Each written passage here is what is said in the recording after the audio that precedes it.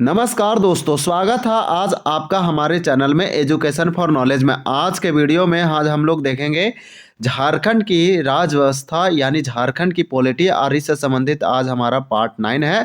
अगर आप पार्ट 1 से लेकर 8 तक नहीं देखें हैं तो आप अवश्य देखें, ये बहुत ही मोस्ट इंपॉर्टेंट है। इससे संबंधित जो हम लोग प्रीवियस टॉपिक कंप्लीट किए हैं वो झारखंड का विधानसभा है, मुख्यमंत्री है झारखंड के राज्यपाल, राष्ट्रपति शासन और बहुत ही महत्वपूर्ण पॉइंटों को देखें हैं। आज हमारा टॉपिक है पंचायती राज सिस्टम, जिसे हम बोलते हैं पंचायती राज सिस्टम या पंचायती राज भी बोला जाता है। ये मोस्ट इंपॉर्टेंट है, ये लोकल गवर्नेंस यानी लोकल बॉडीज के अंतर्गत आता है। लेकिन पंचायती राज जो है रूरल एरिया में फंक्शन काम करते हैं, ये त्रिस्तरीय लेवल पे है। तो इसी के संबंधित देखेंगे। ये आपका JPSC, Jharkhand public service commission और जेएसएससी यानी कि झारखंड स्टाफ सिलेक्शन कमीशन जैसे एग्जामों के लिए यह टॉपिक एकदम रीढ़ की हड्डी है, ऐसे समझिए। मोस्ट इंपॉर्टेंट है क्योंकि हम पॉलिटी पढ़ रहे हैं। यह टॉपिक आप नेशनल की पॉलिटी पढ़िए यानी कि भारत का संविधान पढ़िए। तो अगर आप संविधान के भारत का संविधान पढ़ेंगे या फिर आप भारतीय पॉलिटी पढ़ेंगे या फिर इंडिया झारखंड का, तो मोस्ट ये इंपॉर्टेंट टॉपिक हो जाता है। ऑल ओवर ये कवर करते हुए इस वीडियो में हम लोग देखेंगे। और ये टॉपिक जो है मोस्ट इंपॉर्टेंट, किसी भी एग्जाम में बैठिए, वो लेवल छोटा लेवल का ग्रेड का एग्जाम हो या हाईएस्ट हो, ग्रेड ए का हो, यहाँ से पूछे जाते हैं। अगर हम जेपीएससी मेंस में बात करें तो ऐसे टॉपिक जो है जेपीएससी के मेंस में आंसर राइटिंग में दिया जाता है। अगर हम 2024 की इसकी मेंस की बात करें तो ये क्वेश्चन पूछा गया था। 73वां संविधान ये 73वां जो संविधान संशोधन हुआ था उससे संबंधित क्वेश्चन आए थे लिखने के लिए, कम से कम 15 से 20 मार्क्स का।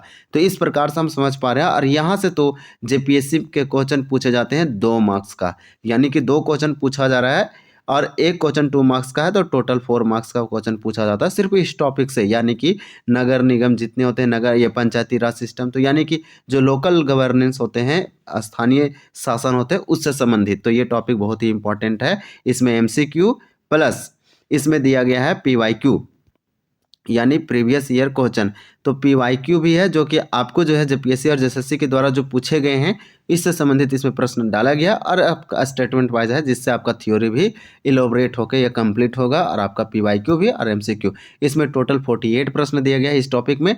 लेकिन हम लोग राज्य व्यवस्था के पार्ट 8 के अंतर्गत पार्ट 1 देखने वाले हैं। दैट मीन्स पंचायती राज व्यवस्था का जो टॉपिक है इसमें 48 आज हम लोग कंप्लीट नहीं करेंगे, आज 25 देखेंगे और ये पार्ट 1 के अंतर्गत किया जाएगा। तो चलिए हम लोग स्टार्ट करते हैं। तो पंचायती राज व्यवस्था के बारे में आप जरूर याद रखें। राजस्थान के नागौर जिला में 1959 में लागू होता है, भारत के पहला राज्य। अगर दूसरा की बात करें तो आंध्र प्रदेश में लागू किया गया था। मोस्ट इंपॉर्टेंट है।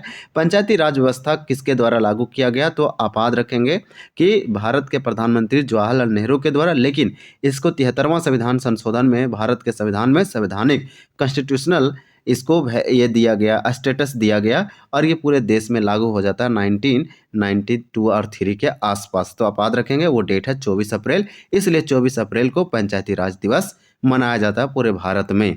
तो ये बहुत ही इंपॉर्टेंट है। और ये जो है सो पंचायती राज सिस्टम ये त्रिस्तरीय होता है, जिसमें ये लोकल लेवल पे काम करता है। ग्रामीण क्षेत्रों में इसे हम बोलते हैं रूरल एरिया में। अर्बन एरिया में जो काम करती है वो शहरी या स्थानीय शासन बोला जाता है। यह स्थानीय शासन के अंतर्गत आता है, लेकिन ये ग्रामीण क्षेत्रों में काम करती है। ये 3 स्तर की होती है, 3 लेवल या ट्राई लेवल, जिसे हम बोल सकते हैं कि बलवंत राय मेहता समिति ने इसे सिफारिश किया। हाँ, पंचायती राज व्यवस्था के लिए कई सारे समितियां बनाई गई हैं, जैसे में अशोक मेहता समिति, एम.एल. सिंघवी समिति, बलवंत राय मेहता समिति। और पंचायती राज व्यवस्था जो है इंपॉर्टेंट है, संविधान के 11वीं अनुसूची में जोड़ा गया। संविधान का 73वां संशोधन किया गया और 1992 और 3 के आसपास इसे पूरा देश में लागू किया गया 24 अप्रैल से। तो ये मोस्ट इंपॉर्टेंट ये सारे फैक्ट है। इसके बाद आप ये याद रख सकते हैं कि अब ये जो हमारा पंचायती राज व्यवस्था है त्रिस्तरीय है। तो एक होता है विलेज लेवल पे, एक होता है ब्लॉक लेवल पर, एक होता है पंचायत डिस्ट्रिक्ट लेवल पर। डिस्ट्रिक्ट लेवल पर जिला परिषद हेड होते हैं, ब्लॉक लेवल पर यानी पंचायत समिति, और विलेज लेवल पर ग्राम पंचायत। इस प्रकार से आप जानते हैं। तो चलिए एक एक करके क्वेश्चन देखते हैं, जो दिया जाएगा उसके बारे में हम लोग देखेंगे। आने वाले एग्जामों में ये इंपॉर्टेंट होगा। किस संवैधानिक संशोधन द्वारा पंचायती राज संस्थाओं को संवैधानिक दर्जा प्रदान किया गया, यानी वो संविधान का कौन सा संशोधन था। संशोधन का मतलब होता है अमेंडमेंट। वो संविधान में कौन सा अमेंडमेंट किया गया, संवैधानिक संशोधन किया गया, जिससे पंचायती राज संस्थाओं को संवैधानिक दर्जा मतलब कॉन्स्टिट्यूशन स्टेटस दिया गया। तो वह हमारा राइट आंसर यहाँ पे सी हो जाएगा, 73वां संविधान संशोधन। कभी भी आपसे पूछा जाएगा 74वां किससे संबंधित है, तो जस्ट आप बोलेंगे जो अर्बन लेवल के होते हैं यानी शहरी शासन होते हैं उससे संबंधित है, यानी नगर निगम या नगर पंचायत से संबंधित। इस प्रकार से भारत के त्रिस्तरीय, तो त्रिस्तरीय को टायर सिस्टम बोलते हैं, यानी 3 टायर सिस्टम बोला जाता है। तो भारत में त्रिस्तरीय पंचायती राज प्रणाली स्थापित करने की अनुशंसा सर्वप्रथम किसके द्वारा की गई थी? तो त्रिस्तरीय पंचायती राज प्रणाली के स्थापित करने की अनुशंसा सर्वप्रथम किसके द्वारा जाती है? इस क्वेश्चन को समझने के पहले आप ये तीन लोगों को समझिए, तो आप यहाँ पे बहुत अच्छे समझ पाएंगे। इसके नामों को देखिए, अशोक मेहता, 2 है, अब ये समिति है, इसको आपको नहीं देखना है।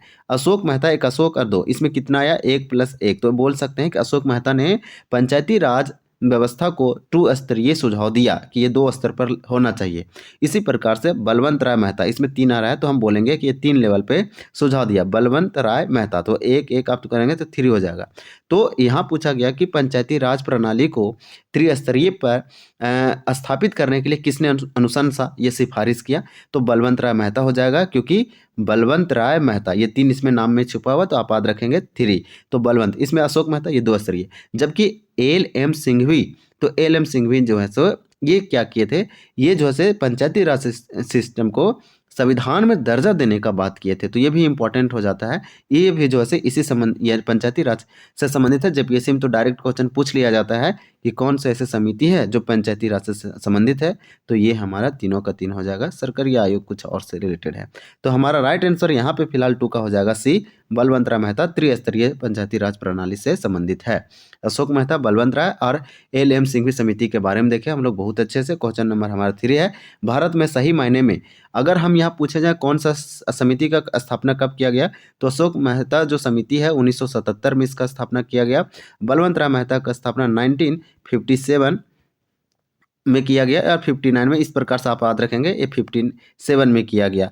भारत में सही मायने में स्थानीय स्वशासन के जनक किसे कहा जाता है? ये क्वेश्चन मोस्ट हिस्ट्री में हम लोग पढ़ते हैं और पॉलिटी में भी पढ़ते हैं, और भारत के संविधान में जब पढ़ते हैं तो जब पंचायती राज व्यवस्था आता है तो उसमें भी इसका जिक्र होता है। इस प्रकार से स्थानीय स्वशासन, स्थानीय स्वशासन का मतलब होता है कि लोकल लेवल का, लोकल गवर्नमेंट हम लोग जिसको बोलते हैं, वही स्वशासन खुद से जो शासन करते हैं उसे स्वशासन बोलते हैं, और स्थानीय लेवल का लोग खुद से शासन करेंगे।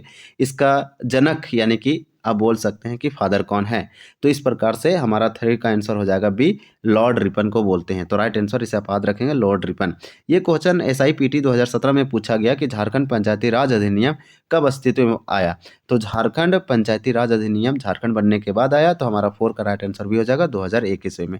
2001 ईस्वी में झारखंड पंचायती राज अधिनियम आया। ये क्वेश्चन आपको याद होना चाहिए, ये क्वेश्चन आने वाले समय में पूछा जाएगा और पूछा गया है।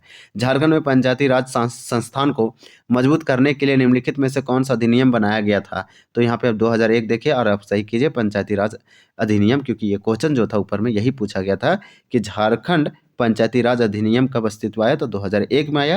4 का हमारा राइट आंसर भी था। अब ये पूछा गया कि झारखंड में पंचायती राज संस्थाओं को मजबूत करने के लिए कौन सा अधिनियम बनाया गया, तो अधिनियम बनाया गया झारखंड पंचायती राज अधिनियम। और ये आया क्या, इसका नाम क्या? तो सिंपल हम लोग देख चुके हैं कि झारखंड पंचायती राज अधिनियम 2001। तो 1 अगर आप अच्छे से जानते हैं तो आप सही इसके पहुंच सकते हैं। ये क्वेश्चन पूछा गया 2015 एक्साइज इंस्पेक्टर PT 2015 में।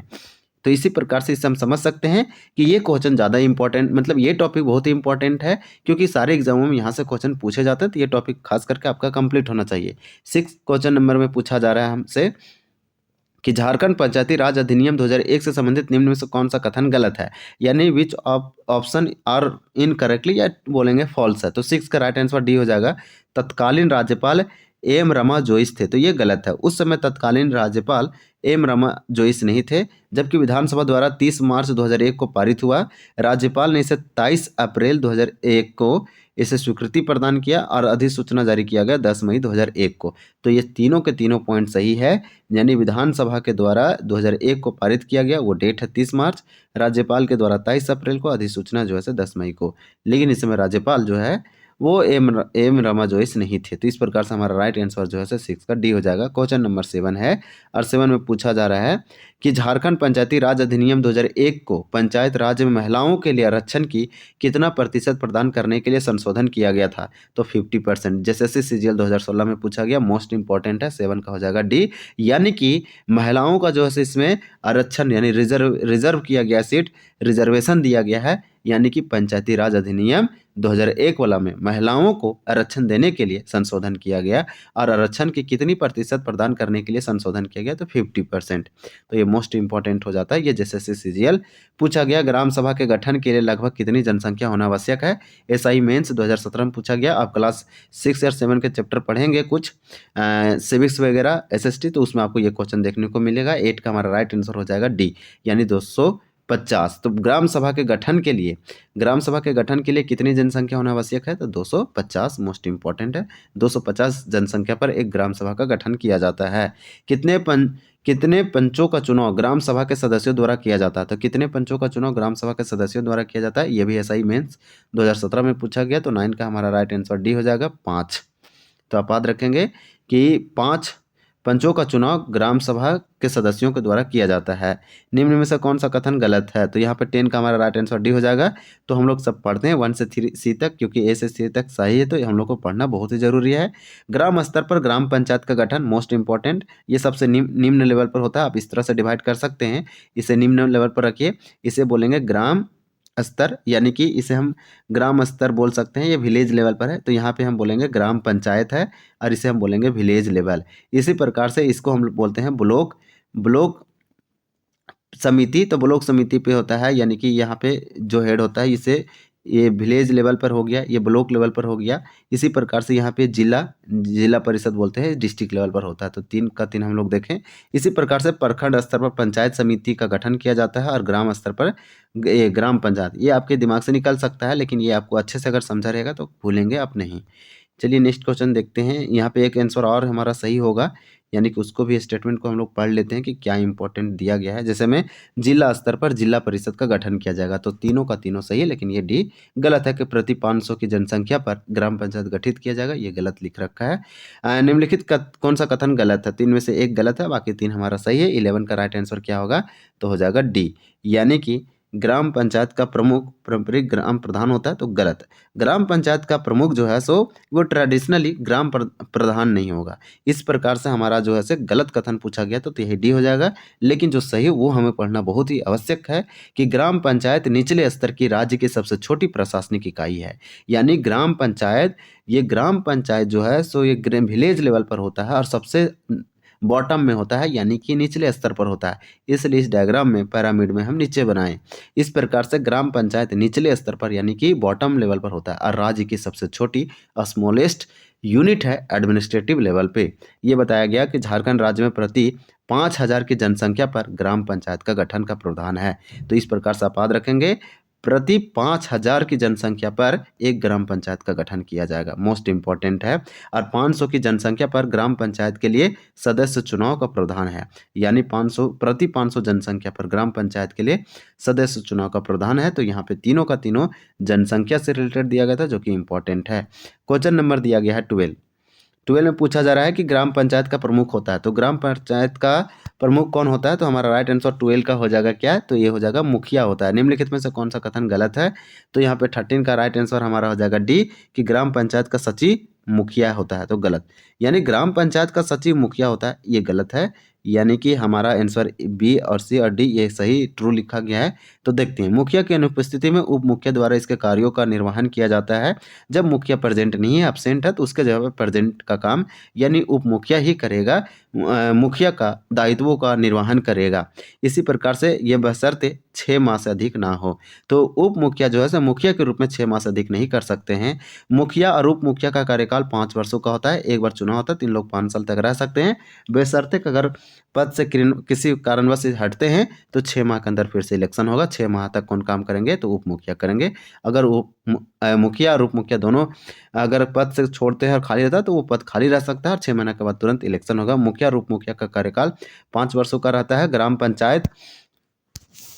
पंचायत के मुखिया को अपने पद से, ग्राम पंचायत को आपको याद रखना है कि ग्राम पंचायत के मुखिया को अपने पद से 2/3 सदस्यों के बहुमत द्वारा अविश्वास प्रस्ताव पारित कर हटाया जा सकता है। तो उसे हटाया जा सकता है 2/3 के सदस्यों के बहुमत द्वारा अविश्वास पारित करना पड़ेगा। तो इस प्रकार से हमारा A और B और C आप याद रखेंगे कि ये हमारा दिया गया है इसके बारे में, जो कि सही बताया गया है। ग्राम पंचायत का निर्वाचन कराना निर्भर है, ऐसे क्वेश्चन पूछे गए हैं लिटरली 2021 के जेपीएससी में, तो आप याद रखेंगे। और जेपीएससी में आप बीपीएससी का भी एग्जाम देंगे, बिहार पब्लिक सर्विस कमीशन का, तो आप देख पाएंगे कि ऐसे क्वेश्चन डायरेक्टली पूछा जाता है। तो आप पंचायती राज सिस्टम यानी लोकल लेवल के जो सेल्फ गवर्नमेंट होते हैं या फिर जो अर्बन और रूरल बॉडीज होते हैं उसमें बनने के लिए आप जिला परिषद बन रहे हैं, ब्लॉक समिति के या ग्राम पंचायत का, तो 21 साल है चुनाव लड़ने का मिनिमम एज।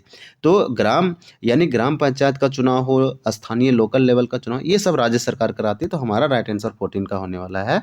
कितना? तो डी होगा, यानी कि हमारा 14 का राइट आंसर डी हो जाएगा। डी कहने का मतलब है कि राज्य सरकार का राज्य लेवल पर हर एक राज्य में राज्य चुनाव आयोग होता है, तो वही पंचायत ग्राम पंचायत का चुनाव करवाती है। और कितने, ये कोई भी व्यक्ति 21 साल का है तो वो चुनाव लड़ सकता है। ग्राम सभा की बैठक कितने अंतराल के आवश्यक बुलाई जानी चाहिए? तो 15 का राइट आंसर हमारा क्या है? तो ए है, 3 माह के अंदर, ये इसके 3 माह के गैप में या फिर अंतराल में यहाँ बैठक बुलाना बहुत ही अनिवार्य है। क्वेश्चन नंबर 16 है कि अधिसूचित क्षेत्र में ग्राम सभा की अध्यक्षता कौन करता है? तो अधिसूचित क्षेत्र में ग्राम सभा की अध्यक्षता कौन करता है? तो हमारा 16 का राइट आंसर यहाँ पे क्या हो जाएगा? डी हो जाएगा, ग्राम प्रधान करता है।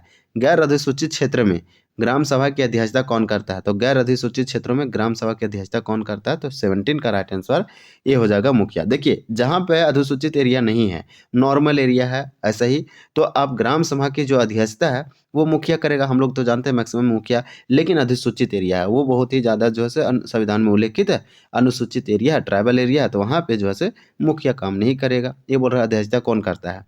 तो 16 का राइट आंसर हमारा डी था, ग्राम प्रधान करता है, जो कि लोकल लेवल पे होता है ग्राम प्रधान। तो अनुसूचित क्षेत्रों में ग्राम प्रधान, जबकि गैर अधिसूचित क्षेत्रों में ये मुखिया करता है। क्वेश्चन नंबर 18 देखेंगे। 18 में दिया गया है निम्नलिखित में से कौन सा कथन गलत है? तो यानी कि इनकरेक्ट कौन है या फिर फॉल्स कौन है? तो 18 का हमारा राइट आंसर क्या होगा? तो 18 का हमारा राइट आंसर डी हो जाएगा कि यही वाला गलत है, डी वाला। तो इस प्रकार से ये हमें पढ़ने की जरूरत नहीं है, लेकिन 1ABC हम लोग पढ़ेंगे। थोड़ा सा स्टेटमेंट दिया जिससे आपका थ्योरी जो है से अच्छा होगा, यानी कॉन्सेप्ट इससे मजबूत होगा। ग्राम सभा एक विधेयी और अस्थायी निकाय है, यानी ग्राम सभा एक विधेयी है और अस्थायी, विधायी और अस्थायी निकाय है, मतलब परमानेंट बॉडी है, ऐसा बताया जा रहा है, जो ग्राम पंचायत के वार्षिक बजट और लेखा परीक्षक रिपोर्ट को ध्यान में रखती है। तो देखिए, ग्राम पंचायत के वार्षिक बजट यानी ईयरली बजट और लेखा परीक्षा रिपोर्ट की निगरानी रखता है, रिपोर्ट पर ध्यान रखती है। अधिसूचित क्षेत्रों में ग्राम सभा के कुल सदस्यों का 1/3, जिसमें से 1/3 महिलाएं होनी चाहिए। गैर अधिसूचित क्षेत्रों में ग्राम सभा के कुल सदस्यों का 1/10 भाग, जिसमें से 1/3 महिलाएं होने चाहिए। तो हमारा ए और बी और सी सही है, डी गलत था। ये पूछा गया गलत कौन है, तो डी ही गलत था। इस प्रकार से नेक्स्ट देखेंगे, क्वेश्चन नंबर 19 है। 19 में दिया गया है कि पंचायत स्तर पर राज्य सरकार का प्रतिनिधि कौन करता है? तो 19 का हमारा राइट आंसर क्या हो जाएगा? तो यहाँ पे हमारा 19 पूछा गया, तो 19 का राइट आंसर ये हो जाएगा, पंचायत सचिव। यानी पंचायत स्तर पर राज्य सरकार का प्रतिनिधि कौन करता है? तो पंचायत सचिव करता है, यानी इसे हम पंचायत सेक्रेटरी बोलते हैं। और ये पंचायत स्तर पर राज्य सरकार के द्वारा अपॉइंट एग्जाम निकालकर एक अधिकारी, एक सचिव होता है। तो मोस्ट इंपॉर्टेंट है, अगर आपसे पूछा जाए कि पंचायत स्तर पर राज्य सरकार का प्रतिनिधि यानी कि स्टेट गवर्नमेंट का रिप्रेजेंटेटिव कौन कर रहा है पंचायत स्तर पर, तो वो पंचायत सेक्रेटरी कर रहा है, यानी पंचायत सचिव कर रहा है। यह एक ये जो है सरकार के द्वारा एग्जाम के थ्रू, एग्जाम के माध्यम से गया है ये पंचायत स्तर पर। इसी प्रकार से प्रखंड स्तर पर पंचायत समिति एक है। तो ये प्रखंड स्तर पर पंचायत समिति क्या है? तो इस प्रकार से 20 का राइट आंसर हो जाएगा हमारा ए, यानी प्रशासनिक प्राधिकरण है। तो हमारा राइट आंसर हो जाएगा ए। तो आज हम लोग 20 तक ही रखते हैं। पार्ट 2 में हम लोग 21 से देखेंगे और 21 से लेकर 48 तक कंप्लीट करेंगे, और ये टॉपिक बहुत ही अच्छे से कंप्लीट हो जाएगा। तो हमें उम्मीद है ये वीडियो आपको अच्छा लगा होगा। इसमें हम लोग कुछ एडिशनल जानने की कोशिश किए और हम लोग बहुत चीज़ों के रिवाइज किए। तो हमें उम्मीद है आप चीज़ों को रिमेंबर रखेंगे लॉन्ग टाइम तक, ताकि आपको आने वाले एग्जामों में ये हेल्प हो सके और आपके लिए बहुत ही इंपॉर्टेंट होगा। आज का हमारा टॉपिक है पंचायती राज सिस्टम या व्यवस्था। तो चलिए मिलते हैं अगले वीडियो में। वीडियो देखने के लिए बहुत बहुत धन्यवाद। जय हिंद।